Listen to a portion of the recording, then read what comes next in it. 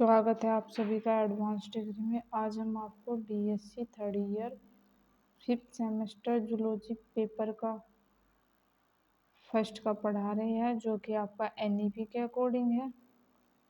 और इससे previous lecture में मैंने आपको लैक कल्चर के बारे में बताया था। आज हम इसके लाइफ साइकिल के बारे में डिस्कस करेंगे। आपकी प्लेलिस्ट बनी हुई है BSc second third year 5th semester zoology के नाम की, आप वहां से जाकर देख सकते हैं। और हमने जूलॉजी बॉटनी के दोनों के ही रिसर्च पेपर भी अपलोड कर दिए। तो इसकी लाइफ साइकिल क्या होती है? जो जीवन चक्र होता है, यानी कि कितने चरणों में ये लाइफ साइकिल को कंप्लीट करते हैं। जो लाक कल्चर होता है, जो लैक होता है कि राल होता है, यानी कि रेजिन होता है जो कि नेचुरल होता है।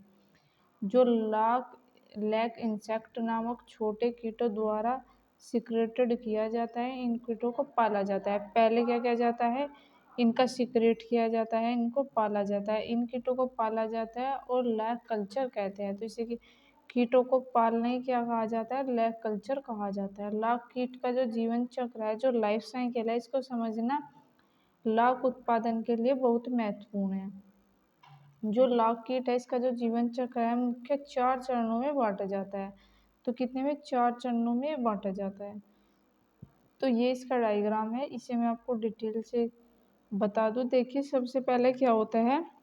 कोई भी पेड़ की ब्रांच होती है, टहनी होती है, उस पर क्या होता है? इन लैक के कीटों को छोड़ा जाता है। यानी कि ये जो कीट होते हैं, कीड़े जो होते हैं, इन्हें छोड़ दिया जाता है। ये क्या करते हैं? ये यहाँ पर अपना लार्वा सीक्रेट करते हैं। तो देखिए, ये जो ऊपर की ओर दिखाई दे रहा है, ये लार्वा है। उसके बाद में क्या होगा? उसके बाद में एग लेइंग करेंगे ये। फिर उसके बाद में वो जो एग होगा वो क्या होगा? हैच हो जाएगा।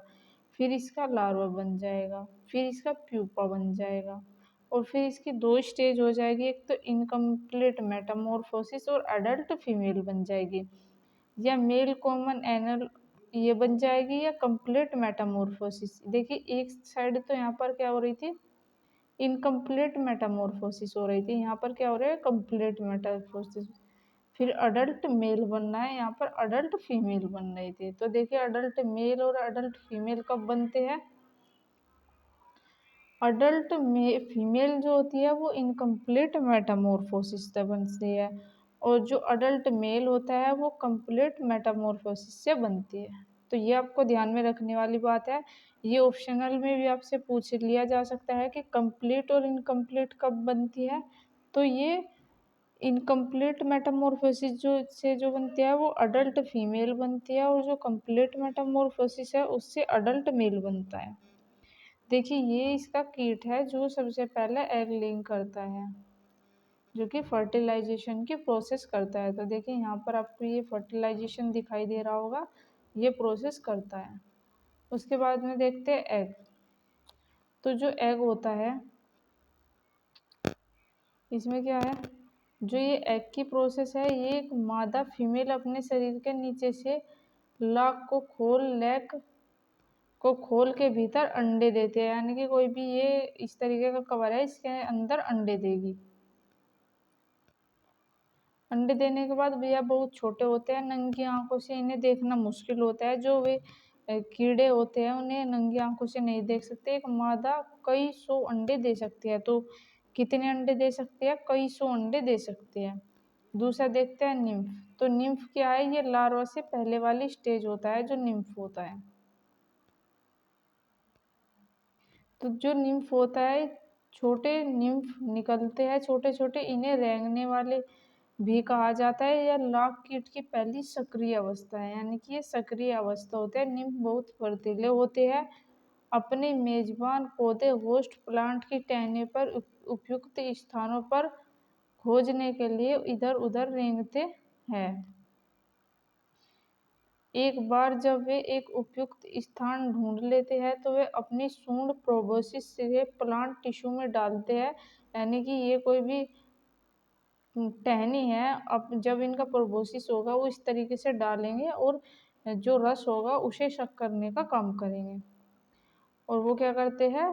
प्लांट टिश्यू में डालते हैं और रस को चूसना शुरू कर देते हैं।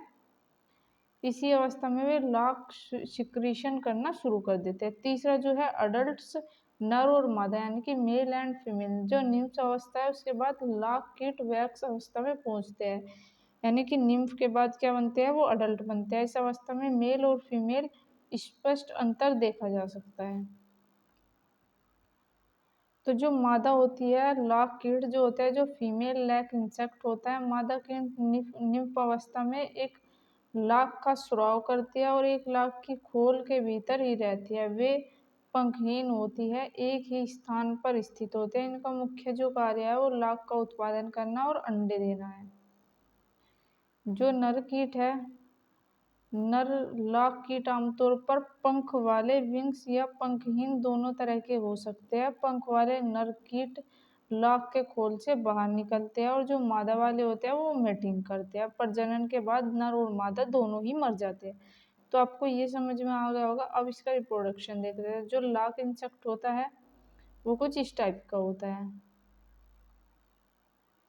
तो प्रजनन के जो बाद होता है, मादा जो लाख कीट अंडे देना शुरू कर देती है, यह चक्र फिर से शुरू हो जाता है। और जो लाख कीट है उसका जीवन चक्र होता है वो 2 से 3 महीने का होता है, जो मौसम में पर्यावरण या परिस्थिति पर निर्भर करता है।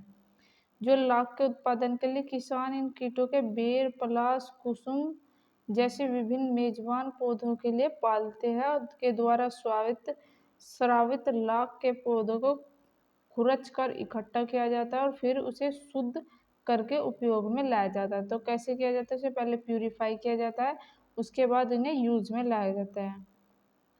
अगर आप इसके बारे में और भी ज़्यादा जानना चाहते हो तो आप हमें कमेंट कर सकते हैं। तो कैसा लगा आज का वीडियो ज़रूर बताइएगा। मिलते हैं किसी नए टॉपिक के साथ में। मैंने प्रीवियस लेक्चर में आपको लैग का टॉपिक पढ़ा रखा है, लैग कल्चर क्या होता है डिटेल में, तो आप पहले वो टॉपिक देखिएगा। ये पार्ट सेकंड है।